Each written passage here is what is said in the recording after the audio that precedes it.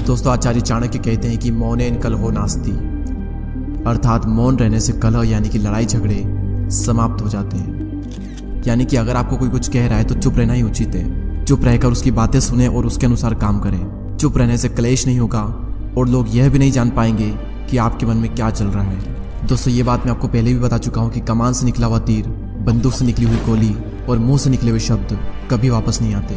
जीभ आपके शरीर का वो हिस्सा है जिसमें एक भी हड्डी नहीं होती है, लेकिन यही जीभ आपकी सभी हड्डियां तोड़वाने की ताकत रखती है। ज़्यादा बोलना आपको कई सारी मुसीबतों में डाल सकता है और वहीं कम बोलना आपको कई सारी मुसीबतों से बचा सकता है। दोस्तों, शब्द आपकी ताकत भी बन सकते हैं और आपकी कमजोरी भी। दुर्योधन के गिरने पर अगर द्रौपदी ने अपना मुंह नहीं खोला होता और दुर्योधन को अंधे का पुत्र अंधा नहीं कहा होता तो शायद दुर्योधन पांडवों को जुए के लिए आमंत्रित नहीं करता और न ही द्रौपदी का वस्त्रण होता और ना ही महाभारत जैसे इतिहास का सबसे बड़ा युद्ध होता जिसमें करोड़ों योद्धाओं की मृत्यु हो गई। दोस्तों, एक बहुत ही पावरफुल बुक है जिसका नाम है 48 लॉज ऑफ पावर, जिस पर मैंने वीडियो भी बनाया था और उस वीडियो में मैंने एक पॉइंट इंक्लूड किया था और वो था हमेशा ज़रूरत से कम बोलें। हमें सिखाया जाता है कि जितनी ज़रूरत हो उतना बोलें, लेकिन ये पॉइंट कहता है कि जितनी ज़रूरत हो उससे भी कम बोलें, क्योंकि आप जितना ज़्यादा बोलोगे आप उतने ही ज़्यादा साधारण नजर आओगे।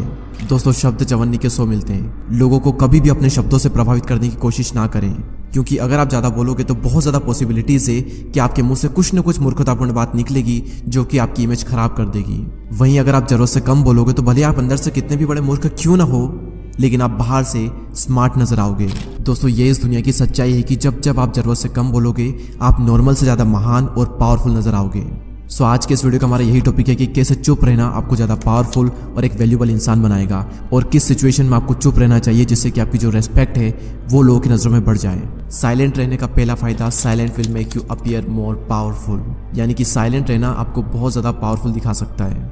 दोस्तों, एक बहुत ही फेमस कोट है that a fool man is known by his speech and wise man by his words. एक समझदार इंसान तभी बोलता है जब उसे बोलने की ज़रूरत हो, वहीं एक मूर्ख इंसान हमेशा बोलता रहता है और फिर सभी लोग उसे बेवकूफ़ समझते हैं। आपने कई बार ये चीज़ नोटिस की होगी कि जब हम किसी से बहस करते हैं तो बहस करने के बाद में हम सोचते हैं कि यार मुझे उस वक्त ये चीज़ बोलनी चाहिए थी, मैंने ये चीज़ क्यों नहीं बोली।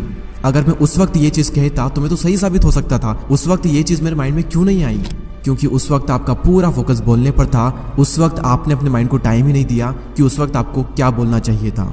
बहस करने के आवेश में और अपनी बात को मनवाने में हम कुछ भी कह देते हैं और फिर सभी लोग हमारे बारे में यही सोचते हैं कि तो कुछ भी बोलता रहता है। वहीं जब आप साइलेंट रहते हो तो आप सोचते हो कि आपको क्या बोलना है और आप उतना ही बोलोगे जितना कि ज़रूरी है और जो कि सही है। और साइलेंट होने के बाद में जब आप बोलोगे तो आपके शब्दों में वजन रहेगा और सभी लोग आपकी बातों को बहुत ही ध्यान से सुनेंगे। ये क्वालिटी आपने बहुत सी ग्रेट पर्सनैलिटी में ऑब्जर्व की होगी कि बातचीत करते वक्त वो ज़्यादातर टाइम चुप रहते हैं और जब बोलते हैं तब बहुत ही कम बोलते हैं और बहुत ही सही बोलते हैं।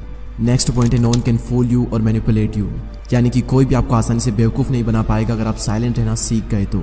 दोस्तों, जब भी आप किससे बातचीत करते हो और अगर उस वक्त आप साइलेंट रहते हो तो आप सामने वाले की हर एक बात को अच्छे से सुनते हो, उसकी बॉडी लैंग्वेज को नोटिस करते हो, उसकी हर बात के हर पहलू को आप अच्छे से ऑब्जर्व करते हो और फिर आप ये समझ पाते हो कि सामने वाले का इंटेंशन क्या है, क्या ये सच बोल रहा है या फिर झूठ बोल रहा है और क्या ये चाहता है आपसे।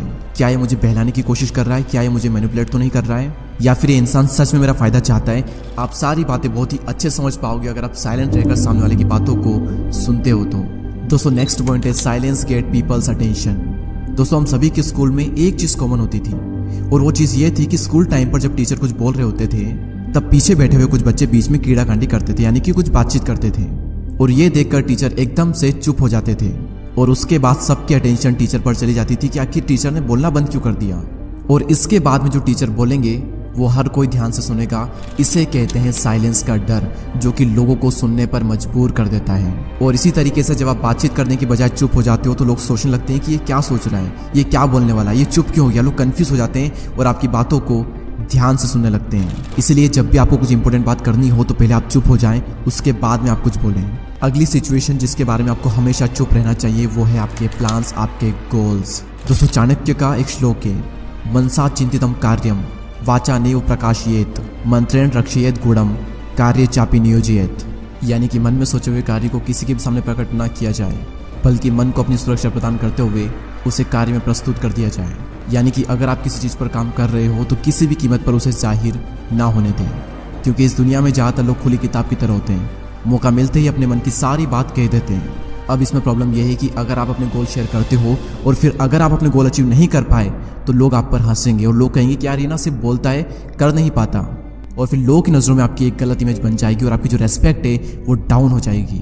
अपनी जुबान पर लगाम कसना बहुत ही मुश्किल होता है। अपने गोल्स, अपने प्लान सिर्फ उन्हीं लोगों को बताएं जो कि आपकी फील्ड में एक्सपर्ट है, या फिर उन लोगों को बताएं जो कि आपको आगे बढ़ने में मदद कर सकते हैं। अमेज़न के फाउंडर जेफ बेजोस ने भी ऐसा ही किया। जब वो फर्स्ट टाइम क्लाउड बिजनेस में आए थे तो इस बिजनेस से उनकी अच्छी खासी इनकम हो रही थी और ये बात उन्होंने किसी को भी नहीं बताई, क्योंकि उस वक्त अगर वो किसी को बताते तो कई सारे लोग इस फील्ड में आ जाते और हो सकता था कि उनसे भी आगे निकल जाए। इसलिए उस वक्त उन्होंने ये बात किसी को भी नहीं बताई और उस वक्त साइलेंट रहने की वजह से आज अमेज़न के पास में क्लाउड बिजनेस का सबसे बड़ा शेयर है। दोस्तों, आई होप कि इस वीडियो से आप ये समझ चुके होंगे कि साइलेंट रहने